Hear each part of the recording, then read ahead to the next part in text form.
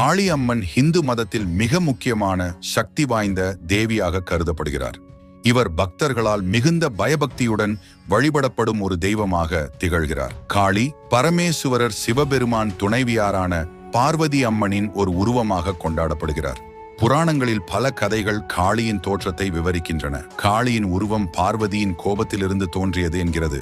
காளியின் தோற்றம் மிகவும் பயமுறுத்தும் வகையில் இருப்பினும் அவர் பக்தர்களுக்கு பாதுகாவலராக கருதப்படுகிறார். அவரது கருப்பு அல்லது ஆழ நீல நிற தோல் அனைத்தும் உருவாகும் அழிவின் வடிவத்தை குறிக்கின்றது. அவரது கழுத்தில் காணப்படும் மண்டையோட்ட மாலைகள் வாழ்க்கையின் சுழற்சியான பிறப்பு, மரணம் மற்றும் மறுபிறப்பை குறிக்கின்றன. காளியின் உருவம் மட்டுமல்லாமல் அவரது செயல்களும் தீமையை அழித்து அறம், அறிவு மற்றும் உள்மறையை வெளிப்படுத்துவதாக உள்ளன. இவர் இறை பக்தர்களின் உயிர் காவலராகவும் துன்பங்களிலிருந்து தங்களை காக்கும் சக்தியாகவும் விளங்குகிறார்.